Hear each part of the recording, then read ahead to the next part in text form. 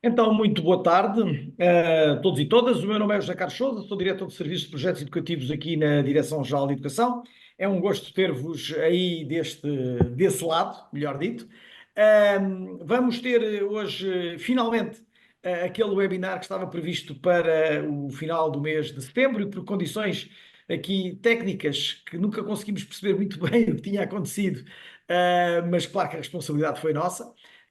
Não conseguiu realizar-se. Nós estávamos cá todos, mas realmente os diferentes intervenientes desse lado, todos os formandos que se inscreveram para o webinar, acabaram por não conseguir aceder, embora tivessem existido várias demarches da nossa parte nesse sentido. Bom, isso é passado, vamos à atualidade. E, portanto, teremos este webinar, é mais um no âmbito daqueles que a Direção-Geral de Educação e que a Direção de Serviços e Projetos Educativos, perdão, acaba por promover, este denominado A Escola e os Bons Tratos a Crianças e Jovens, Educação para a Cidadania com Afeto. Fazemos isto sempre pela positiva, portanto, não vamos aqui falar de maus tratos, vamos falar como é que a escola, que é um lugar seguro, que todos temos de ter noção de que é um lugar seguro, consegue complementar e associar-se a tudo isto. Três notas muito breves iniciais, para vos dizer que o webinar é integrado num conjunto de outros webinars, no âmbito da Estratégia Nacional de Educação para a Cidadania, enfim, nos seus diferentes domínios. Este webinar, enfim, nós poderíamos dizer que é muito ligado às questões da igualdade de género, mas a igualdade de género não se associa de maneira nenhuma, ou não consegue ser dissociada, melhor dito, da sexualidade, do domínio da sexualidade, do domínio da saúde, do domínio dos direitos humanos, por exemplo, já para não falar de outros.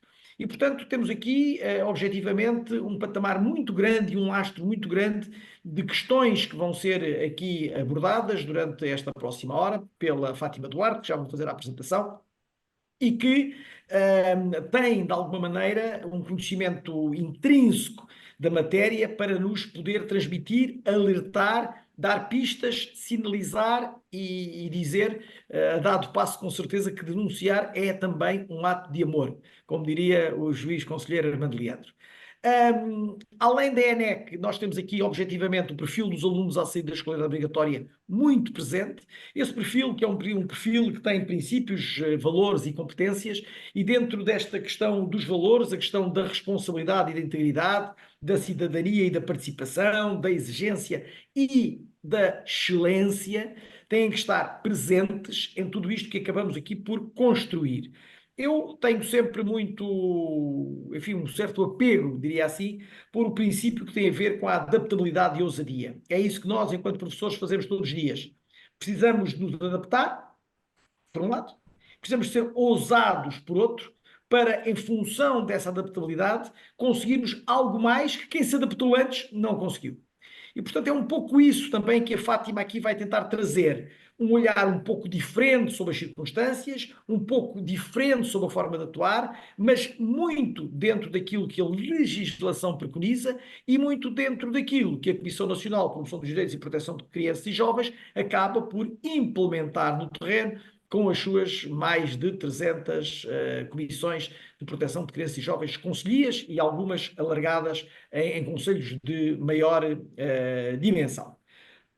Agradecer à equipa que montou todo este webinar, a Elsa Mota, a Emília, a Ana Ricardo, o Paulo Vieira, a Isabel Lopes, e da equipa, todos da equipa da DGE, e agradecer a todos e a cada um que entenderam colocar questões que gostavam de ver abordadas neste webinar. Há bocadinho, quando estávamos aqui só eu e a Fátima dizia, bem, cada pergunta destas dava para 20 minutos pelo menos, e é verdade. A Fátima não vai responder diretamente a cada uma das perguntas, aquilo que vai fazer é tentar, no enquadramento da sua intervenção, ir dando, enfim, respostas não diretas, mas direcionadas para cada uma daquelas perguntas que vocês acabaram por fazer. Foram bastantes, algumas centenas. E é bom, da verdade, estavam mais de 1000 pessoas inscritas neste webinar. Nós não fechámos às 1000, deixámos crescer um pouco mais, porque sabemos sempre que há uma quebra significativa entre aquilo que é a nossa pretensão e a nossa possibilidade de estar quando nos inscrevemos e aquilo que acontece às 5 da tarde desta terça-feira, 15 de outubro de 2024. Fátima Duarte já está aí em grande destaque, licenciada em Psicopedagogia. Eu vou dizer assim, a Fátima é minha amiga, trabalhou comigo e, portanto, é uma miúda do coração. Vou pôr as coisas assim, que é para não haver dúvidas sobre aquilo que nos traz aqui também. É licenciada em Psicopedagogia, pós-graduação em Direito de Nós, pós-graduação com especialização em Administração Educacional e Orientação Educativa, mestrado em Ciências de Educação, especialidade em Maus Tratos, Abusos contra Crianças e Jovens pela Faculdade de Medicina de Ciência Médica, Legais e Forenses do Porto, formadora nacional da Comissão Nacional, coautora de manuais sobre abuso sexual de crianças e jovens. Fátima, então diz-me lá como é que nós conseguimos aqui, de alguma maneira, que a escola promova os bons tratos às crianças e aos jovens e como é que este educar para a cidadania com afeto pode, de alguma maneira, tornar-nos um pouco melhor enquanto cidadãos deste mundo. Muito boa tarde a todas e a todos e ao meu queridíssimo Dr. José Carlos Matias de Sousa. Conhecemos-nos há muitos anos e estamos em muita sintonia. O tema é um tema muito interessante e eu queria fazer uma breve introdução. Educar com afetos, uma escola que promova os bons tratos. Infelizmente para todos nós, e deparamos-nos com notícias terríveis da comunicação social. Ainda ontem tivemos, ontem, uma notícia terrível de um pai que tentou matar um menino de 5 anos, que lhe deu gasolina, forçou a beber gasolina como medicação para o matar, e ficamos profundamente abalados. Como é que é possível que famílias ou as pessoas que deviam mais amar e proteger são capazes de semelhantes atos, muitas vezes que conduzem à própria morte da criança ou do jovem, ou quando não morrem, que os vão afetar enormemente para o resto da vida. Isto é um alerta que eu vos quero dar. A escola é um lugar de afetos, deve ser um lugar de afetos, porque muitas das crianças que vão à escola e que estão na escola durante horas, provavelmente não serão crianças de famílias protetoras ou cuidadoras como nós, com a melhor das intenções, pensamos que todos são. Haverá muitas crianças e jovens que, infelizmente, o perfil das suas famílias é um perfil agressor ou maltratante. Ao contrário do perfil que nós idealizamos, preconizamos e queremos que todos sejam, que é um perfil cuidador, protetor, onde o afeto, a segurança, o que eu chamo a gentil firmeza ou o firme afeto, são construtores de uma personalidade mais segura, com vontade de aprender, com espaço ao nível cerebral para explorar o meio para as aprendizagens. Não é assim com todos. E todas as escolas têm, nós sabemos isso ao nível da investigação, é inequívoco, um número muito significativo de crianças e jovens que não são bem tratadas, cujos bons tratos são um terreno desconhecido da sua família. Mas estas crianças, nas famílias agressoras ou maltratantes, são treinadas, são preparadas para disfarçar indicadores, sinais, para não contar o que se passa lá em casa. As famílias agressoras ou maltratantes são muito caracterizadas por silêncios, por manipulação, por não digas, não faças, calas-te, porque senão faremos isto, faremos aquilo. Ora, eu queria deixar aqui inequívoco o seguinte: não há qualidade humana sem qualidade na infância. Todos nós sabemos isso. A nossa qualidade da infância vai determinar imenso a nossa qualidade enquanto adulto, adulto jovem, adulto menos jovem e idoso. E por outro lado, há etapas do desenvolvimento que estão profundamente estudadas ao nível da psicologia, da psiquiatria, das ciências médicas, que, não havendo determinado tipo de vivências e de aprendizagens nessas chamadas etapas de desenvolvimento, a quem Winnicott, um dos pais da saúde mental, um dos nomes mais importantes da saúde mental desde sempre, chamou de etapas sensíveis de desenvolvimento. Sensíveis porquê? Porque são etapas em que o cérebro está particularmente sensível a determinado tipo de sinais, de indicadores, de afetos, de reforço positivo, de limites, etc., que não acontecendo naquelas etapas, mais tarde é muito difícil que possam ter a mesma expressão ou que sejam tão importantes como nessas etapas. Ora, o que acontece frequentemente é que em famílias que são agressoras ou maltratantes, e já agora deixem-me vos dizer, são famílias que têm muito mais crianças e jovens do que as famílias protetoras ou cuidadoras. Isto é uma constatação científica e tem uma explicação. É que uma família protetora ou cuidadora tenta controlar o mais possível o número de crianças e jovens que tem para melhor cuidar delas, para lhes dar tudo o que de melhor tem.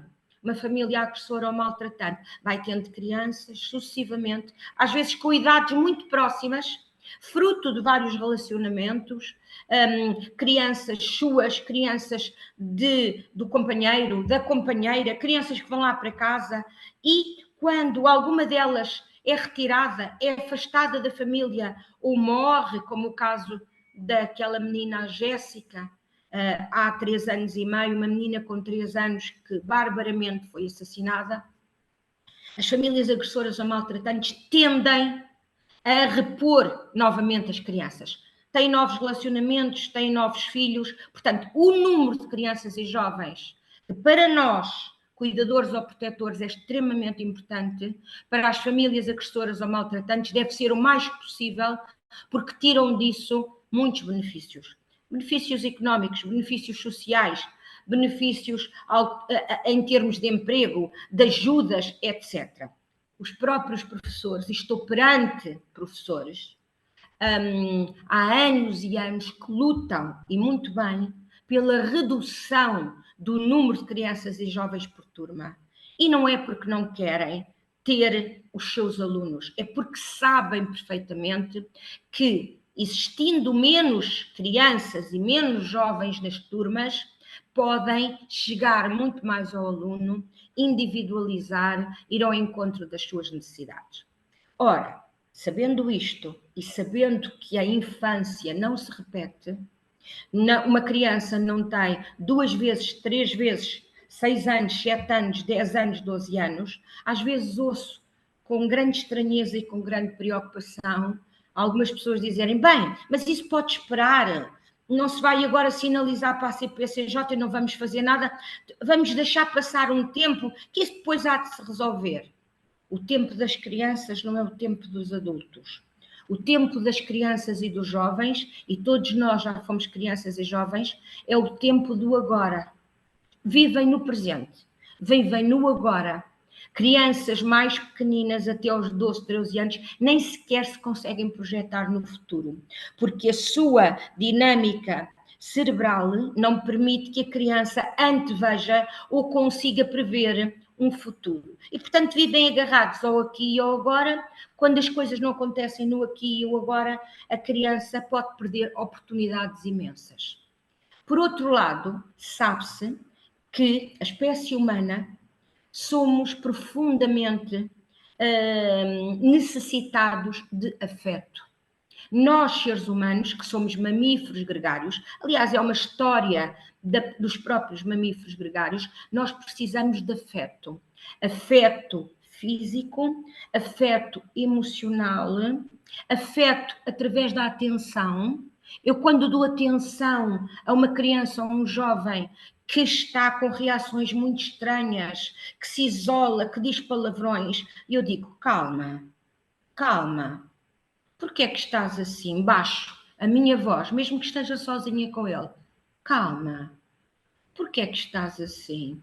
O que é que se passa? Eu estou-lhe a dar uma atenção especial dirigida a ele. Isto é uma forma de afeto, porque eu não me deixo passar aquilo, ele não é um entre muitos, eu estou a dirigir-lhe um afeto particular naquele momento. O afeto é através do toque, o afeto é através da voz, o afeto é através da visão, de como ouvimos, de como sorrimos, ou até o afeto pode ser quando nos zangamos, mas zangamos num contexto de proteção e de cuidado, não num contexto de agressão e de querer fazer mal. Qualquer professor, qualquer educador de infância, qualquer assistente operacional sabe a importância do afeto para o desenvolvimento da criança ou do jovem. Quando ele faz algo de errado, deve balizar claramente os seus atos, mas de forma afetiva e não de forma agressiva. Ou seja, não responder com agressividade às condutas, às expressões de agressividade da criança ou do jovem, porque assim estamos exatamente a responder com agressividade à agressividade. E nós sabemos que a agressividade gera agressividade e promove, ou seja, potencia ainda a chamada agressividade reacional. Portanto, isto requer treino, requer uma grande capacidade de pararmos, de sabermos olhar, de saber respirar, porque a tendência é, se está a fazer algo de muito grave, elevarmos a voz, tentarmos que o comportamento pare naquele momento e às vezes, surpreendentemente, a reação, em vez de ser parar, é de maior violência por parte das crianças e dos jovens. E muitas vezes essa reação de maior violência não é dirigida a nós, nem é dirigida aos colegas, é a forma de comunicação que estas crianças e jovens aprenderam, internalizaram dentro de si e não sabem fazer de outra maneira. Nós sabemos que o cérebro é um órgão fantástico, mas extremamente complexo, que surpreende tudo e todos, e dentro das poucas coisas que sabemos do cérebro, sabemos que ele se estrutura ao longo dos anos através de uns modelos que se chamam os MOI, modelos operantes internos, que resultam da observação, do exemplo, daquilo que se vê fazer, daquilo como se é tratado. Ora, crianças que vivem em famílias onde a violência é a palavra-mãe, onde toda a gente grita, onde se partem coisas, onde se chamam nomes, onde estas crianças podem ser vítimas de abuso físico, de abuso psicológico ou emocional, de abuso sexual e de outras formas de abuso, de negligência parental severa, extrema, ou de outro tipo de abusos, e não raramente em famílias muito agressoras. Há estes tipos de abusos todos ao mesmo tempo que coexistem e se potenciam uns aos outros. Estas crianças integram nos seus modelos operantes internos a violência como uma forma normal de comunicação. Não conhecem outra. Portanto, nós temos que ser capazes de lhes responder quando eles têm reações de violência com afeto. Isto não significa, eu quero deixar isto muito claro, apoiar ou legitimar nestas crianças e jovens os comportamentos de violência, de maneira nenhuma. Eu quero significar que nós, enquanto adultos afetivos, que sabemos o que estamos a fazer, profissionais altamente preparados nas escolas, o professor tem um papel cada vez mais exigente nas escolas. tem que ser professor, tem que ser quase um psicólogo, tem que ser às vezes pedopsiquiatra, tem que fazer o papel de um ouvinte extremamente atento aos sinais, aos indicadores, e depois com uma pressão social enorme, porque a mínima coisa que corra mal, caem em cima e a culpa é da escola. Pronto. A família demite-se das suas responsabilidades, porque, sobretudo, famílias agressoras ou maltratantes nunca assumem os maus tratos, os abusos. Maus tratos ou abusos é a mesma coisa que existem no seio da família. Portanto, é difícil, mas é absolutamente necessário.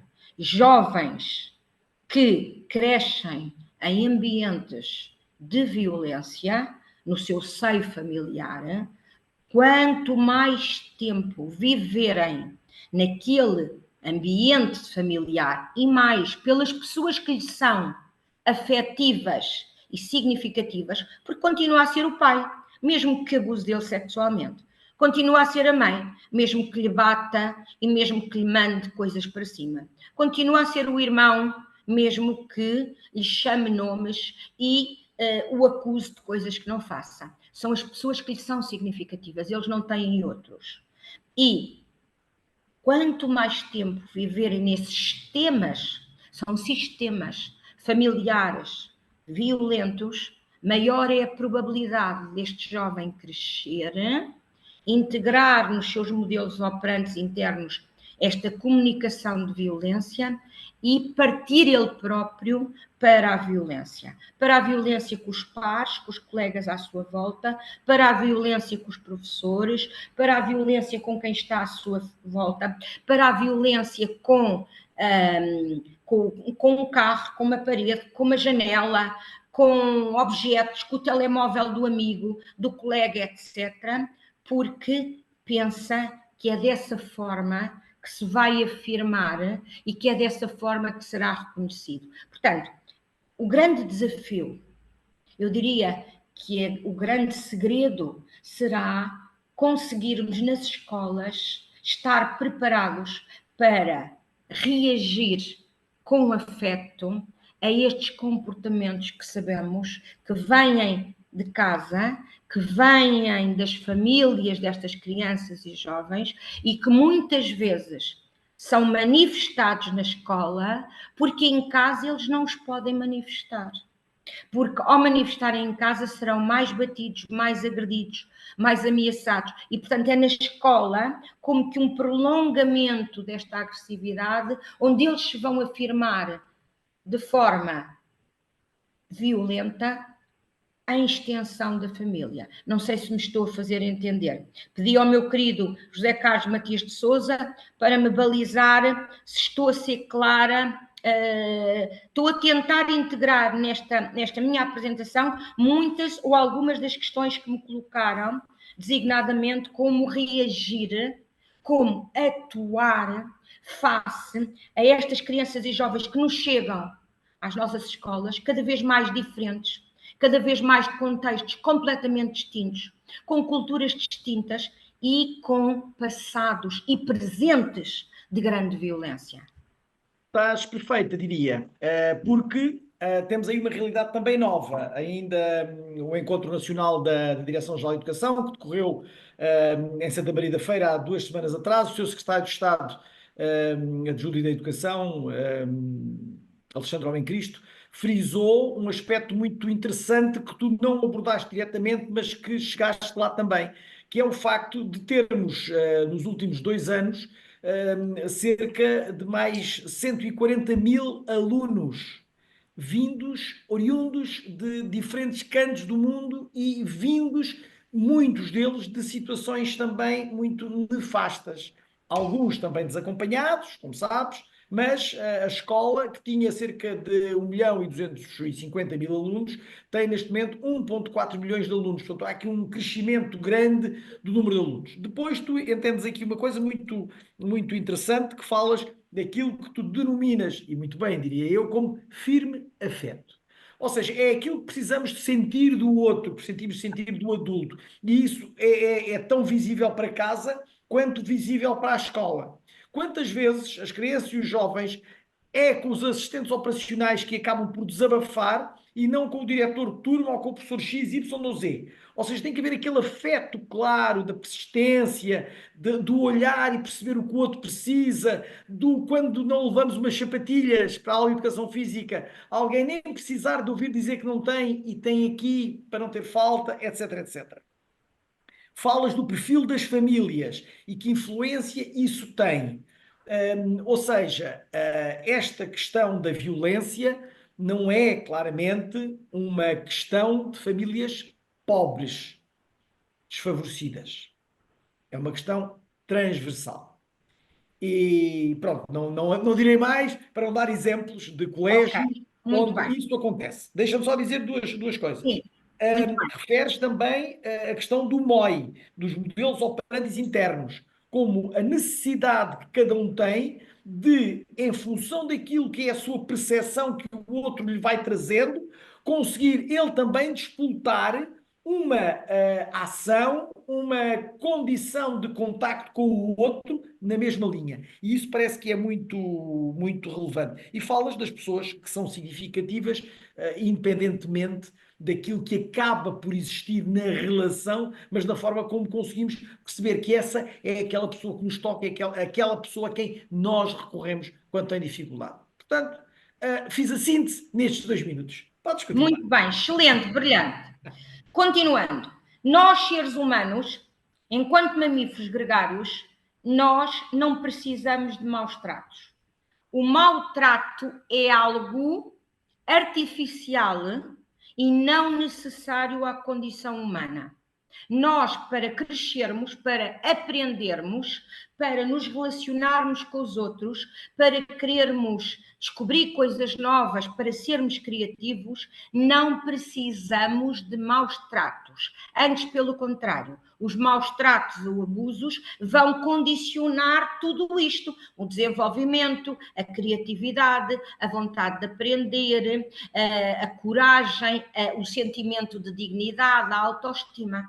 Portanto, reparem, se nós não precisamos de maus tratos, precisamos muitíssimo de bons tratos por figuras que sejam significativas e que façam uma vinculação afetiva segura conosco, as pessoas mais seguras, as pessoas que têm mais segurança em si próprios, que conseguem comunicar melhor com os outros, são pessoas que tiveram alicerces ao longo da vida e podemos vincular ao longo da vida toda, ao contrário do que se pensava há uns anos, que a vinculação afetiva era só do bebê nos primeiros anos de vida, à mãe ou ao pai ou à pessoa que a criava. Não é verdade. Já os estudos comprovam que nós podemos vincular ao longo da vida e muitos jovens e muitas crianças têm uma vinculação afetiva segura, profundamente estruturante com pessoas das escolas. De criar um clima em que a criança queira ser ela própria a contar-nos, não forçarmos que a criança nos conte, até porque, como vos disse, nas famílias agressoras ou maltratantes, que, como disse o Dr. José Carlos Matias de Sousa muito bem, não são os mais pobrezinhos, não são necessariamente só os do bairro social, não são necessariamente os migrantes que vêm com formas de viver e de estar completamente diferentes das nossas, e não é por estarem longe das suas terras que as abandonam, antes pelo contrário. Quanto mais longe estão das suas casas, mais eles se agarram às suas tradições e às suas crenças, com medo de perderem a identidade numa terra que não é a sua. E, portanto, temos que saber como lidar com isto. Há pouco tempo eu tinha um professor que falava comigo, aqui numa escola aqui mesmo no meio de Lisboa, e tem uma série de miúdos do Bangladesh, do Paquistão, da Índia, toda essa área geográfica com formas de estar completamente diferentes, e o professor dizia-me: eu às 2x3, doutora Fátima, já não sei se eles estão a gozar comigo. Eu disse: não estão. Eles estão pura e simplesmente a querer mostrar ao professor e aos colegas ali à volta que eles acreditam naquilo que estão a fazer, que eles são assim, porque eles querem ter um espaço em que vocês compreendem a forma deles agirem e a respeitam. A partir do momento em que eles sentirem isso, eles vão perceber que não têm que estar permanentemente a afirmar a sua diferença. Quanto menos eu me sinto compreendido, mais necessidade eu tenho de estar constantemente a desafiar e a mostrar a minha diferença. Quando eu começo a sentir que eu estou integrado e que sou aceite na minha diferença, eu já não tenho que a afirmar constantemente. Posso continuar a mantê-la, mas não tenho que ostensivamente a atirar para os outros. E, portanto, isto acontece exatamente com a violência. Miúdos que vêm no seio da violência atiram a violência como forma de comunicação para se afirmarem, porque não se sabem afirmar de outra maneira. Há experiências maravilhosas e notáveis em muitos agrupamentos de escolas, com jovens com processos tutelares educativos, porque cometeram factos qualificados pela lei como crime entre os 12 e os 16 anos. Como vocês sabem, o Código Penal em Portugal só se começa a aplicar aos 16 anos, quando um jovem comete um crime, pode ser julgado, pode ficar em prisão preventiva, pode ser condenado. Antes dos 16 anos, entre os 12 e os 16, há jovens que praticam factos extremamente violentos e que usam armas brancas, que vão para a escola e fazem coisas terríveis. Temos tido disso vários exemplos que nos abalam profundamente. Estes jovens devem ser alvo de um processo tutelar educativo, que é uma lei que os quer educar para o direito. O que é que isto significa? Para eles perceberem que os seus atos têm consequências. E, desta forma, tentar travar uma espiral de violência que, se não for travada, toda a investigação científica nos diz que a tendência é ela aumentar e não parar ou diminuir. Portanto, tal como os jovens e as crianças que vêm de países muito distantes têm a necessidade de ostensivamente afirmar as suas raízes, os seus gostos, os seus costumes, os jovens violentos têm essa grande necessidade. Porquê? Porque vêm de famílias muito violentas e chegam à escola, que é uma entidade organizada e que tem como objetivo socializar e criar firmeza e padrões de comportamento, ensinar que é uma realidade absolutamente distinta das suas casas. Reparem, eu gostava que tentassem perceber este meu ponto de vista. E, portanto, também estes jovens oriundos de famílias muito violentas, que podem ser de bairro social, podem ser de um condomínio fechado, com famílias com grandes condições económicas, que mantêm um silêncio, um secretismo, mas em que há uma violência enorme, incluindo vários tipos de abuso, designadamente o abuso sexual, e também têm uma grande necessidade de afirmarem a sua forma de viver através da violência. Ora, cabe à escola ter esta criatividade e este grande desafio, eu diria que enorme desafio, de combater a violência com o afeto. E deixem-me-vos dizer, eu já sou uma senhora com certa idade, que eu acredito verdadeiramente nisto, porque toda a minha vida tem sido pautada por isto. Eu já tive jovens de grande violência, inclusivamente que viram crimes brutais à sua frente. Lembro-me de jovens que os pais mataram as mães em situações de violência doméstica e eles estavam completamente dominados pelas cenas de ódio, pela revolta, por medo, etc.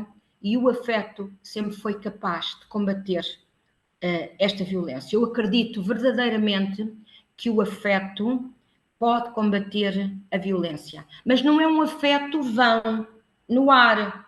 Esta palavra afeto, que é tão bonita, este afeto tem que ser traduzido dia a dia em metodologias, estratégias, treino das pessoas para saberem como é que falam, como é que este afeto chega aos jovens, porque muitas pessoas, isso não tem mal nenhum, têm imensa dificuldade de reagir e de interagir com estes jovens e estas crianças que são vítimas de abuso e que muitas vezes reproduzem essa situação de vítima através de violência ou não, ok?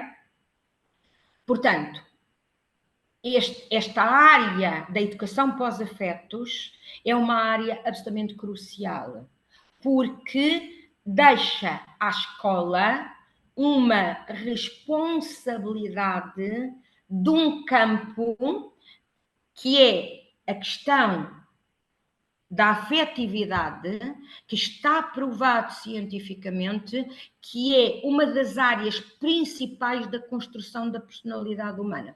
Há uns anos atrás não se sabia isso. Pensava-se que os jovens era chegar à escola, estar sentados, a aprender num papel mais passivo. Não, desde há décadas que se sabe que o jovem é construtor do seu conhecimento e da sua aprendizagem. E um jovem que vive num clima de violência, o seu cérebro não tem espaço, porque não consegue estar atento, não consegue estar sentado, não se interessa por aquilo que está a ser falado, porque a sua realidade é uma realidade completamente distinta.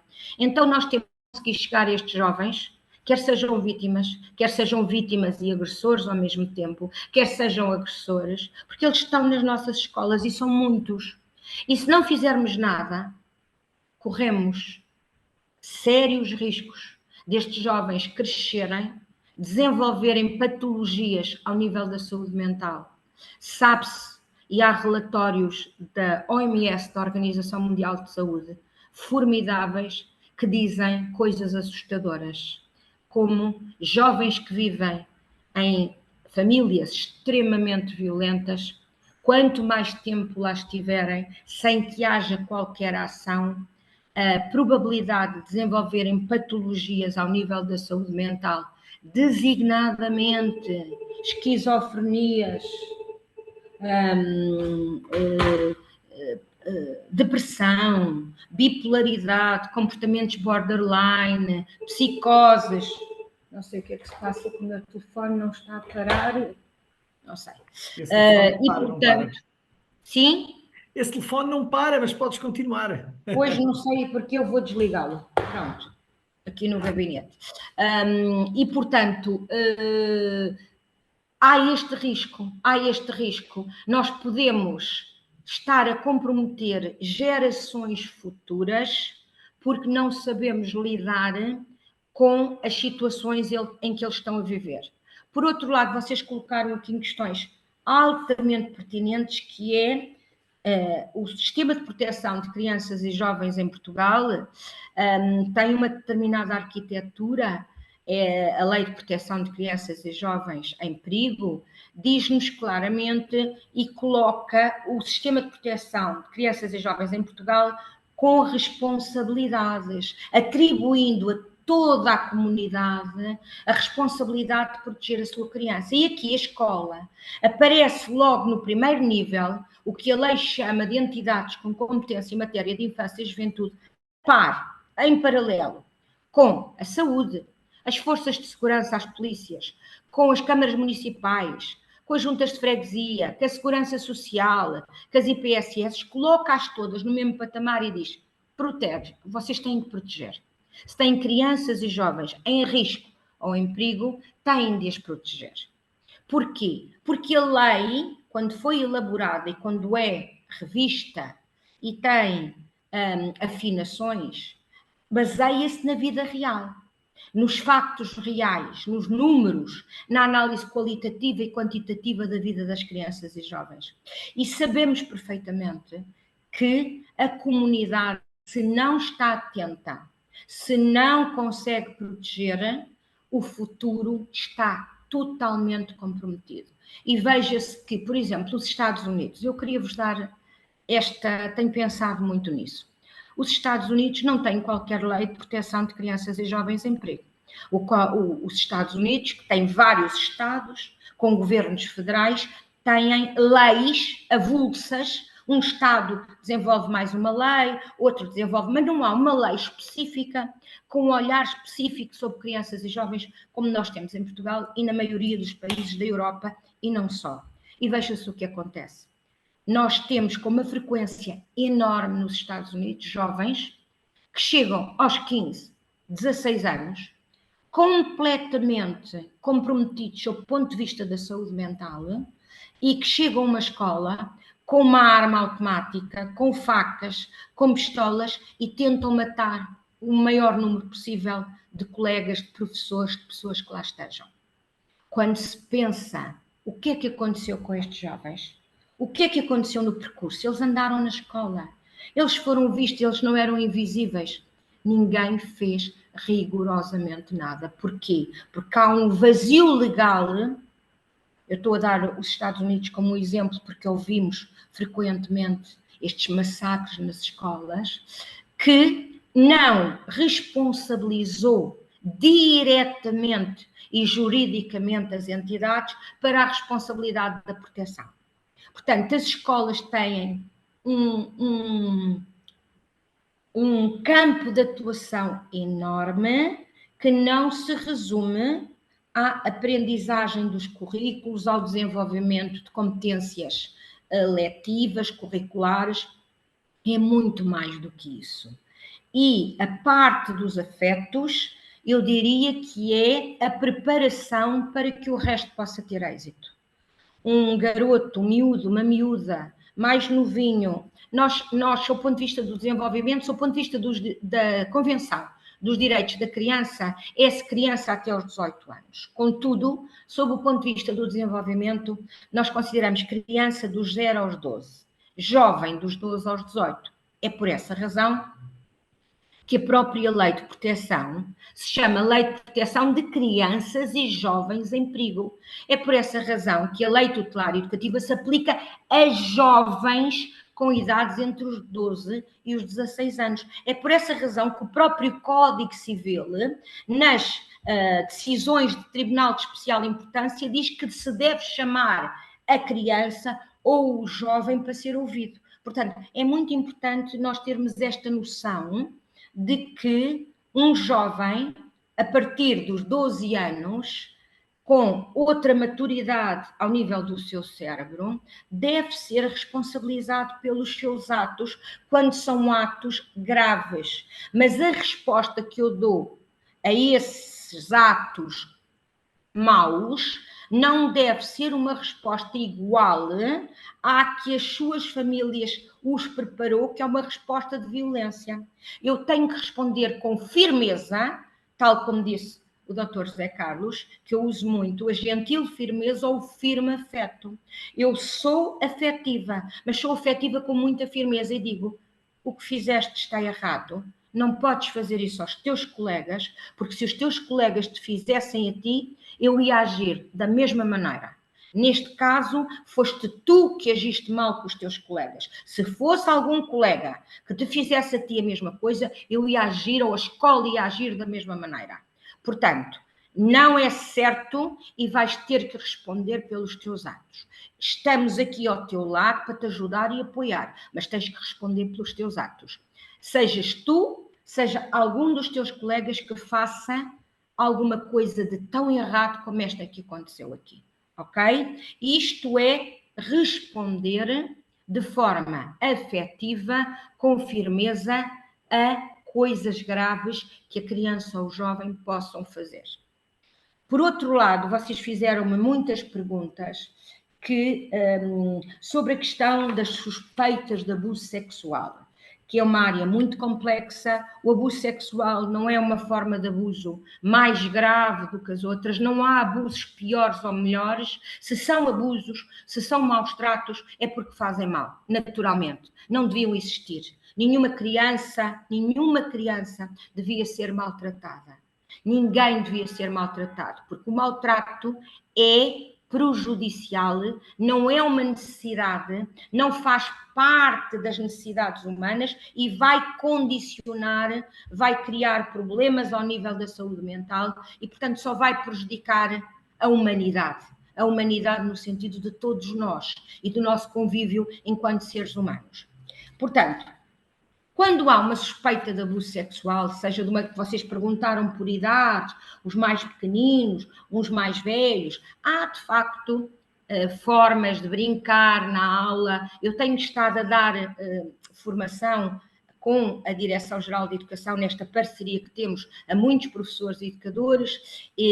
Acabei agora mesmo uma turma e vou marcar muito proximamente uma nova turma com a Direção-Geral de Educação, e nessas turmas estão muitos professores, estão muitos educadores de infância, e aí sim, numa ação de curta duração, eu aprofundo estratégias, formas de fazer exercícios, brincar, abordar as crianças e jovens para tentarmos perceber se há abuso. Agora, vocês perguntaram-me aqui, nunca ninguém, independentemente da idade, seja uma criança de 4 anos, seja de 5, seja de 12, seja de 14, seja de 16, nós, profissionais, nunca devemos falar dos abusos.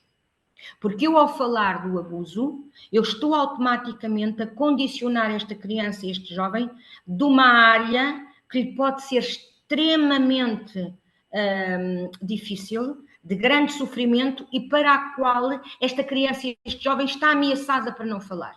Por outro lado, quanto mais pequenina é a criança, maior é a probabilidade da criança me responder que sim, e pode não haver abuso. Porque uma criança até aos 6, 7 anos, se alguém lhe pergunta assim, a criança diz, quero ir à casa de banho, dói muito o pipi ou dói-me o rabinho. Mas alguém te mexeu no rabinho, mas alguém te fez coisas no pipi. Uma criança com 4 ou 5 anos pode acontecer o seguinte, colegas, se gosta muito da pessoa que lhe faz a pergunta, diz que sim. Porquê? Porque julga que está a ir ao encontro do que a pessoa lhe disse e, se calhar, ninguém lhe mexeu, ok? Portanto, nós, sem querermos, podemos estar a induzir uma resposta que pode contaminar o testemunho da criança. E na ausência de provas físicas, e as crianças pequeninas, muitas vezes, quando há abuso sexual, não ficam exatamente provas físicas muito evidentes, a prova testemunhal, ou seja, aquilo que é falado, é a prova rainha, é aquela que tem mais significado para se poder avançar com o processo. Portanto, nunca usar os abusos, tens aí nódoas negras, bateram-te, mas lá em casa há violência doméstica, andam à pancada, há gritaria, não se aborda desta maneira, isto é profundamente errado. Estamos a entrar na mesma linha de linguagem e de discurso que eles estão habituados e de onde vêm.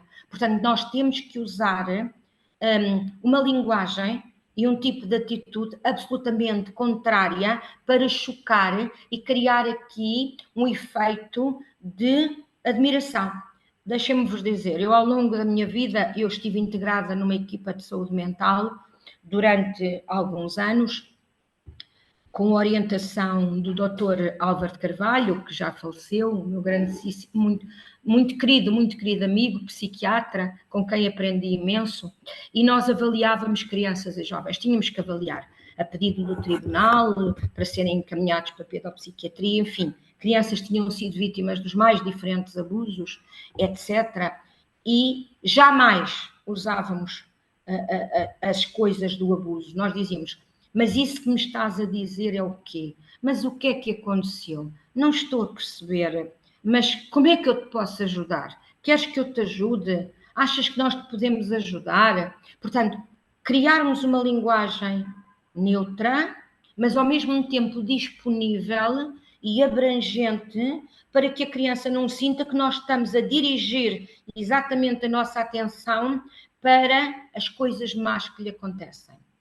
Como disse o meu querido Dr. José Carlos Matias de Sousa, sinalizar uma criança ou um jovem para uma CPCJ, para um tribunal, é um ato de profundo amor. E é, sobretudo, um ato de profunda responsabilidade. Porque quando eu já fiz tudo o que a lei me permite fazer e as coisas não estão a ser resolvidas, mantêm-se ou agravam-se, ou simplesmente quando a família chega à escola e diz, eu não quero que façam nada, eu não quero que a minha filha tenha apoio da psicóloga, eu não quero que o meu neto vá ao GAF, ao Gabinete de Apoio ao Aluno e à Família, vocês não podem passar por cima da decisão da família. A lei diz-nos claramente que as entidades com competência em matéria de infância e juventude, nas quais as escolas A educação tem um papel de especial destaque, tem que atuar, mas em consenso com a família. Quando a família não permite e não há consenso, vocês têm que parar, mas não vão deixar a criança e o jovem desprotegido. Têm que enviar para cima, para o segundo nível de atuação, que são as CPCJ, as Comissões de Proteção de Crianças e Jovens. E para qual CPCJ? Para a da área da residência da criança, ok? Eu aconselho, às vezes é difícil, mas acho que seria muito importante sempre, e o Dr. José Carlos Matias também defende, todas as comissões de proteção têm professores. A educação está obrigatoriamente representada nas CPCJs, em todas. Em muitas delas, o professor é o presidente da comissão, ou o secretário, porque os membros da comissão o elegeram, porque têm confiança nele, porque acham que é a pessoa indicada para estar à frente da comissão. E o professor é o elo de ligação privilegiado entre a CPCJ e as escolas, porque quando há uma suspeita de alguma coisa numa escola, a escola deve entrar em contacto com a CPCJ e pedir para falar com o professor que lá está, porque pode-se avançar imenso em termos de como é que se deve fazer. Devemos enviar já para a CPCJ ou ainda podemos fazer aqui alguma coisa? Podemos em conjunto fazer aqui alguma coisa ou não podemos fazer alguma coisa? Por outro lado, ia-vos desafiar a uma coisa, que já acontece em muitos sítios aqui pelo nosso Portugal, que é no âmbito do plano de atividades do próprio agrupamento de escolas, da própria escola, vocês convidarem a CPCJ da vossa área, do vosso agrupamento e da vossa escola, no princípio do ano, a fazer uma sessão com os professores e com os assistentes operacionais. Dá frutos. É importante conhecerem-se, olharem-se nos olhos e vocês terem a oportunidade de colocarem à CPCJ as vossas dúvidas, os vossos anseios, as vossas inseguranças. Quando isso acontece, as portas ficam mais abertas, as janelas ficam mais abertas e este diálogo, que é absolutamente fundamental, de passar os casos, sinalizar, fazer perguntas, colaborar, por exemplo, a escola já tem um processo e pede-vos um relatório sobre como é que as coisas estão a acontecer. E muitas vezes as escolas dizem, a CPCJ não nos diz nada, mas agora está-nos a perguntar, a pedir um relatório, mas também não manda para cá o processo. A CPCJ não pode mandar o processo, porque a partir do momento em que o processo é aberto numa CPCJ ou num tribunal, o processo tem uma natureza privada, tem uma proteção que a lei obriga, que é o chamado segredo das informações que constam no processo. Mesmo que a Comissão quisesse, não podia divulgar, sob pena de ter um processo de crime em cima. Agora, tem que pedir a colaboração de diferentes entidades para saber, para fazer um diagnóstico como deve ser e para saber qual é a melhor medida de promoção e proteção que deve aplicar àquela criança e àquele jovem. José Carlos, estamos quase no final, algumas questões. Estamos mesmo aqui na reta final, estamos a 4 minutos do fim, portanto estamos aqui já na corrida. 2 ou 3 notas breves. Começo nos teus mamíferos gregários, porque gosto e porque são, enfim, são ilustrativos daquilo que efetivamente acontece. Este webinar, quando idealizámo-lo muito particularmente e fizemos convites específicos para diretores e diretoras de escola. Porquê? Porque muito no sentido daquilo que a Fátima acabou de tentar aqui transmitir, nesta parte mais final. Primeiro ponto, não se força uma, uma denúncia, não se força um comentário, não se força uma inferência, não se pergunta para termos aquela resposta. Ou há efetivamente da parte da criança ou jovem uma propensão para falar, ou nós não podemos claramente fazer isso. Eu lembro-me de, ainda em 2017, alguns, 16, andar pelo país a ver salas de audição para memória futura. que agora já há uma série delas no país, na altura não existiam. E vocês sabem, a Fátima sabe isto muito melhor do que eu, porque ela é que é a perita, mesmo nessas salas de audição para memória futura, as crianças e jovens, ao fim de serem ouvidas uma vez e uma segunda vez, as questões já são às vezes tocadas de forma diferente. Quanto mais se falarmos com a pessoa X, com a pessoa Y, com a pessoa Z, dentro daquele espaço da escola onde toda a gente conhece.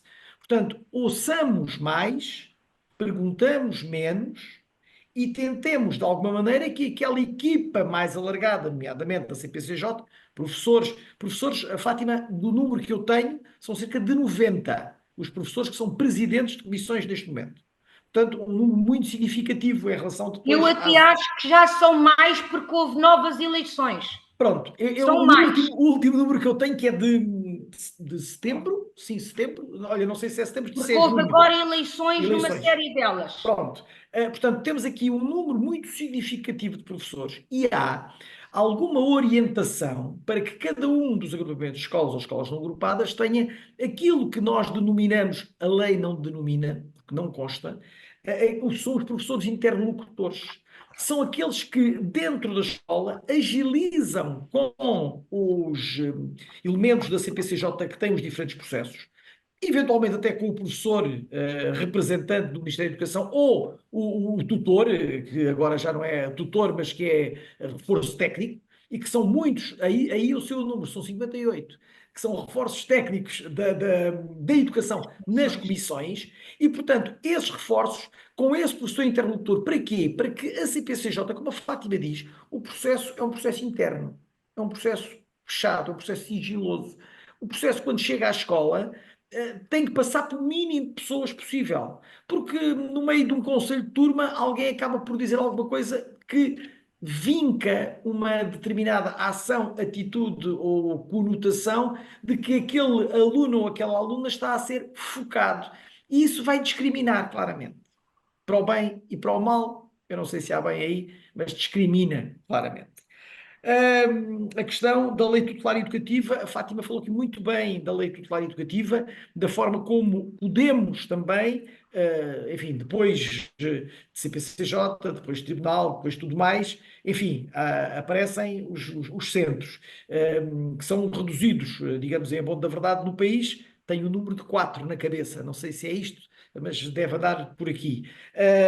E esta lei tutelar educativa permite que os jovens possam ter acompanhamento mais direto, mas enfim, quer dizer, é um centro que vai dar resposta àquilo que são as necessidades do jovem, ou pelo menos tentar dar resposta a essas necessidades. A Fátima vincou muito aqui a questão de que o afeto combate a violência, e isso, senhores diretores e senhoras diretoras, não vale a pena irmos de cima.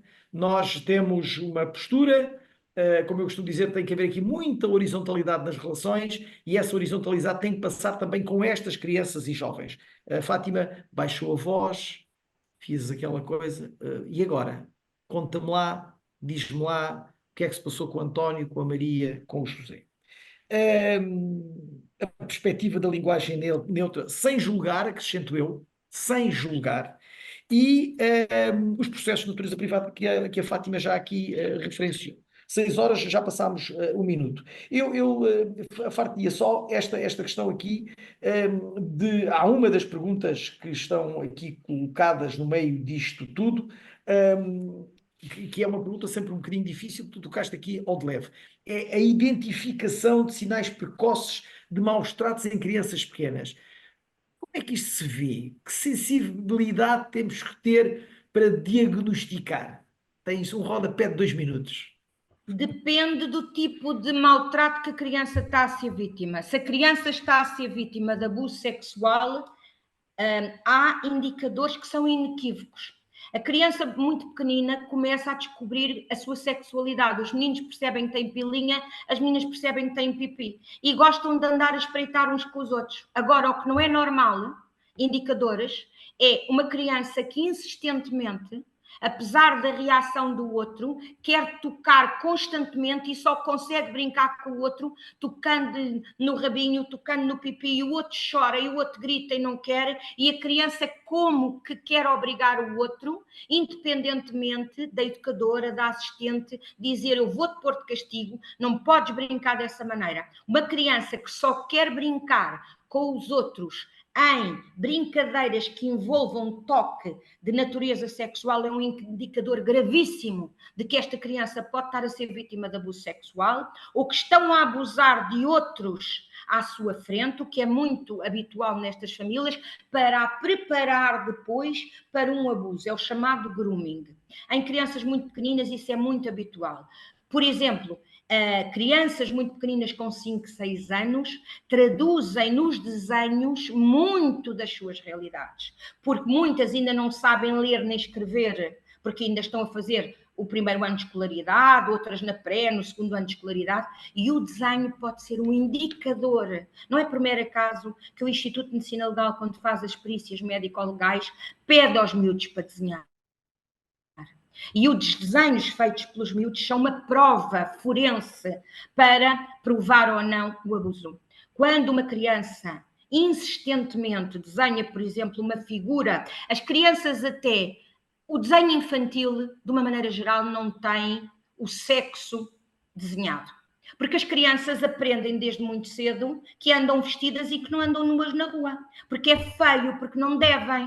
Portanto, a criança aprende que veste cuecas e que os meninos vestem os boxers. Quando as crianças num desenho fazem algo e dizem isto é um pipi, isto é uma pila e riscam muito, e são crianças, é um indicador gravíssimo de abuso sexual. Por outro lado, pode ser abuso físico. Uma criança que, por exemplo, vai brincar e se põe a bater nos bonecos e diz levas porrada, vou-te fazer isto, a mãe vai fazer... Eu diria, se nós soubermos criar momentos de brincadeiras, estou a referir a crianças mais pequeninas, foi essa a questão, em que as crianças fazem, sobretudo até aos 7 anos, 8 anos, o que nós chamamos uma transferência dos seus sentimentos e das suas emoções para a brincadeira que estão a fazer. Se eu puser a brincar com animais e dizer, olha, isto é a família dos leões, tens aqui a mãe, tens aqui o pai e tens os leõezinhos. Como é que esta família vai brincar? A criança pode fazer uma transferência direta do que lhe acontece em casa para aqueles bonecos. E então pode pôr o pai a bater, a gritar, a morder, etc. Portanto, tudo o que são indicadores, diria eu, José Carlos, de violência que não são proporcionais à idade daquela criança, são sempre um alerta vermelho, porque têm sempre uma origem. Não é uma descoberta natural, nem fazem parte da evolução natural. Muito bem. Indicadores desproporcionados, bandeirinha vermelha. Ok? Isto é o que temos que levar desta hora de amena conversa, mas de muita aprendizagem. É sempre um gosto estar contigo. Um grande beijinho, um grande beijinho para todos. E nunca se esqueçam que estes webinars têm sempre uma linha orientadora muito clara. Lei 60/2009 da Lei de Educação Sexual e o Decreto-Lei 55/2018. Ok? É sempre por aí que nós vamos. Um grande abraço. Até um destes dias. Muito obrigado.